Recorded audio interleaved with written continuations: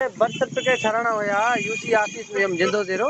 ठीकु त उते मां फीस वरिती अथऊं 100 रुपयो माना फी ते वरितो अथऊं। ठीकु आहे, 100 मथे वरितो अथऊं, 400 वरिता अथऊं। ठीकु हिकु ॾींहुं मोटायूं, ॿियो ॾींहुं मोटायूं, टियों ॾींहुं मोटायूं, सुभाणे था ठाहे ॾियूं, सुभाणे था ठाहे ॾियूं। जी सर, उते ऑफिस में बिल्कुलु 2 वॾा बोर्ड लॻल आहिनि जंहिंमें लिखियलु आहे त 5 साल उमिरि खां घटि ॿार जी काई बि फीस न आहे बर्थ सर्टिफिकेट जी। जॾहिं त उन्हनि मां ठीकु 400 वरिता आहिनि। हा उहा जॾहिं मां कंप्लेंट कई उन PTCL नंबर शिकारपुर ऑफिस ते, सही त उन्हनि मां इहो मूंखे चयो त तव्हां दरख़्वास्त लिखी ऑफिस में जमा करायो। ठीकु आहे त मां उन्हनि खे चयो सर जॾहिं तव्हां हिते PTCL नंबर लिखियो आहे, कोई इनबॉक्स न आयो त मां में दरख़्वास्त लिखी बॉक्स जे ज़रिए तव्हां ॾे पुॼायूं।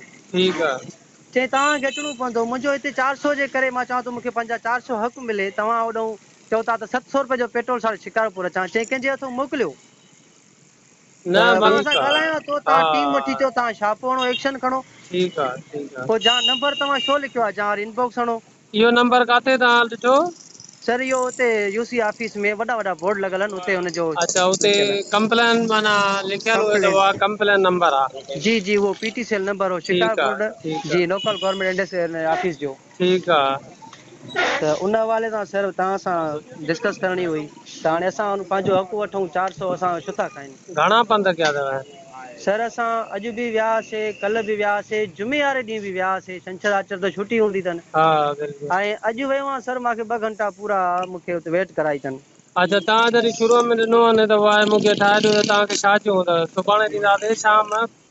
मां वियो फ्राइडे वारे ॾींहुं मूंखां वरितऊं, मूंखां फीस बि वरितऊं त मूंखे चयूं त सूमरु वारे ॾींहुं खणी वञिजो। जी ट्रेन ते वियुमि त वरी उते मां नालो छोकिरीअ जो हिकिड़ो ॾसी आयो आहियां, उते वरी ग़लति करे ॿियो लिखियो अथऊं। लिखियो वरी ॿियो अथऊं मां सही। नालो ॾसियो आहे हुरेरा, हुननि लिखियो आहे हुरेरत।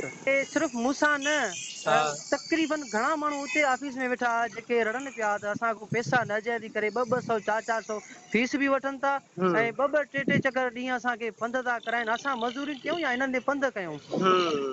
पोइ उन हवाले सां सर मां बि हुते वेठो हुयुमि, मां बि चवां पोइ मुंहिंजा बि 400 छो वञनि, असां बि हा मज़दूर माण्हू आहियूं। सही त 400 त वञनि था पर पंधु त न करायो, पंध रोज़ त न पंधु था करायो करायो। सर जॾहिं ठीकु बोर्ड ऑफिस में हयो अथव तव्हां हुनखे फॉलो कयो। सर सेक्रेटरी वेठो नवेद कमारियो साहिबु, आहे। हा त उन सां असांजी ॻाल्हि ॿोल थी हा त उन चयो त बाबा असां 100 रुपयो वठंदा आहियूं ऐं असां न आहियूं वठंदा आहियूं, पंहिंजो टाउन कमेटी वारा कंप्यूटर वारा वठंदा आहिनि। अच्छा त उते मां चयो अगरि उहे वठनि था, मां वरी शिकारपुर वारे ऑफिसर सां ॻाल्हायो, उन चयो कोई बि न रुपियो बि न वठंदो। पोइ असां को इहा फीस 400 रुपया वरिती अथऊं असां। सही हा सर, इहा ई असांजी कंप्लेंट हुई, असां तव्हां ताईं पहुचाईसीं। उमेदु आहे त तव्हां इनशाला असांजी पोस्ट उन्हनि ताईं पहुचाईंदो जीअं असांखे हक़ मिले, इंसाफ़ न मिले। न बिल्कुलु बिल्कुलु अच्छा अच्छा जी सर। ठीकु आहे ठीकु